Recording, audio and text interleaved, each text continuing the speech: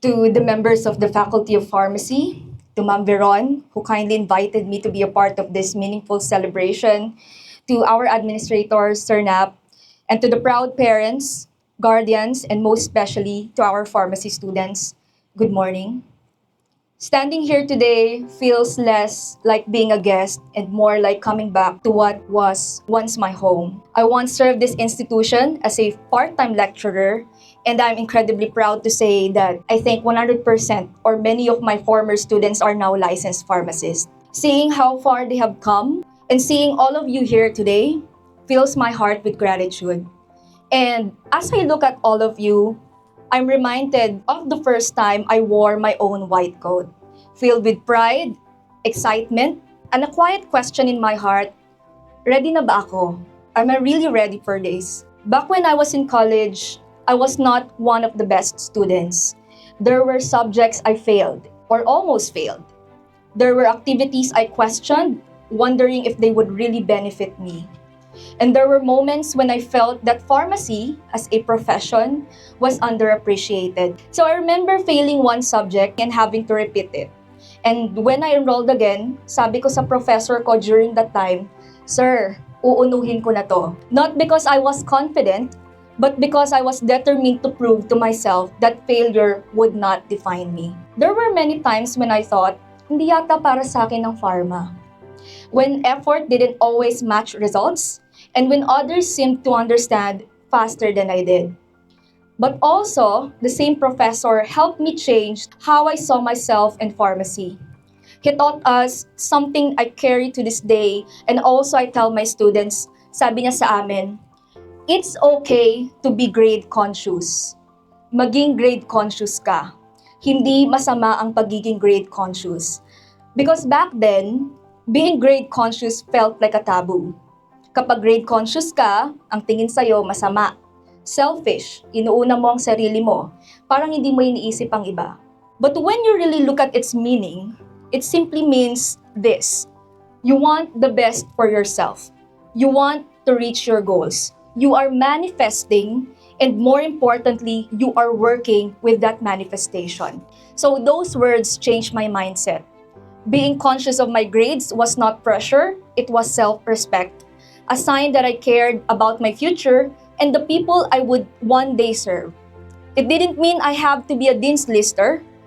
It meant that I had the willingness to achieve success despite difficulties, distractions, and self-doubt. Things began to change more when pharmacy stopped being just a course.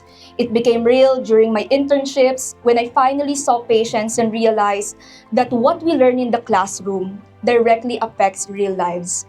It became real when we worked on products that real customers would actually use. And it became even more real for the first time that I had to teach, because I realized that understanding is very different from simply memorizing. So I entered pharmacy thinking I was choosing a path without blood or needles. Takot po ako sa dugo tsaka sa karayom.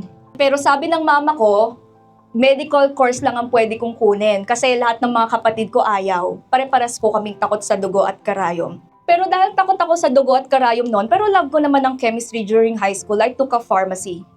And little did I know, I found myself in anatomy labs, dissecting frogs in zoology, handling rats in pharmacology, drawing IV medications in hospital and clinical pharmacy, moments that definitely made me question, tama ba? Parang mali, no? Nagpharma, parang bakit may ganito? But more importantly, pharmacy taught me responsibility, discipline, and service. When it was the time to review for the board exams, I realized something important. And para sa inyo to, being a teacher, I want to tell you this. Hindi lahat ma-absorb mo sa isang biglaan. It will take time and practice.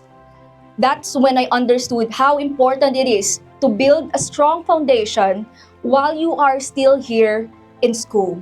And to add, I wasn't just scared of the exam. I was scared of failing the people who believed in me, especially my parents. However, kids, Miss Jem made it. She's been a pharmacist for almost 12 years. And now, years later, the most fulfilling moments came when former students messaged me saying, "Ma'am, pharmacist na po ako. Thank you for being with us in our pharmacy journey.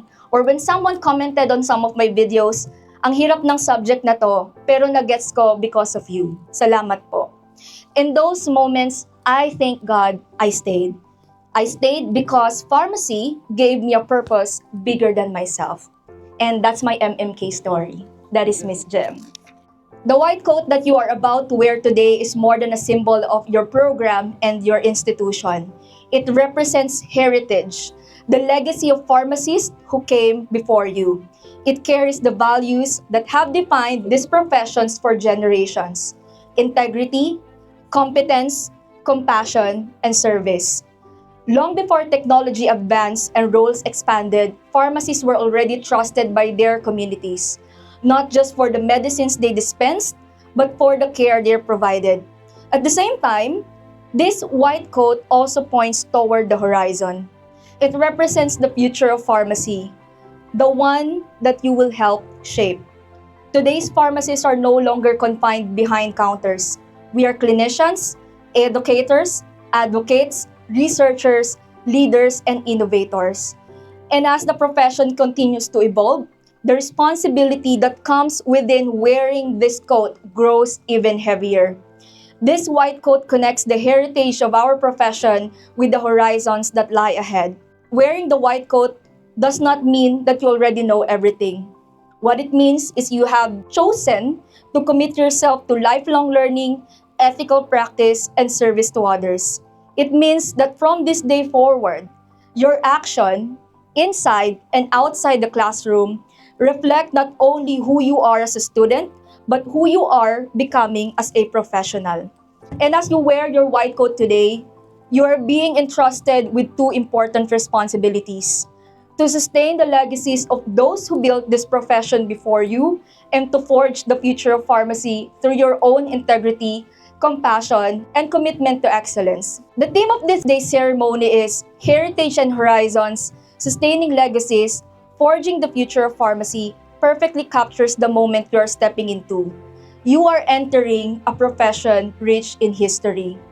Pharmacy was built by individuals who chose accuracy over shortcuts, ethics over convenience, and service over recognition. Sustaining that legacy does not mean doing things exactly the way they were done before. It means carrying forward the values that truly matter: integrity, responsibility, compassion, and respect for human life. At the same time, you are not only here to preserve that. You are here to forge the future of pharmacy. A future where pharmacists are more visible, more vocal, and more involved in patient care. A future where pharmacists are leaders in public health, educators in the community, and advocates for safe and rational use of medicines. That future will be shaped by how seriously take your training, how ethically you practice, and how compassionately you serve. Many of you may not have imagined yourself becoming pharmacists when you first entered college. I certainly didn't. But over time, the profession has a way of revealing its purpose, especially to those who are willing to grow, to learn, and to serve beyond themselves. You do not need to have all the answers today, but you must be willing to become the kind of pharmacist the future needs. And as you move forward in your journey, remember that the white coat you wear today is not just a symbol of belonging. It is a reminder of responsibility. And with that responsibility comes the privilege of shaping lives, influencing healthcare, and defining the future of pharmacy. Today, as you will receive your white coat, I invite you to pause for a moment.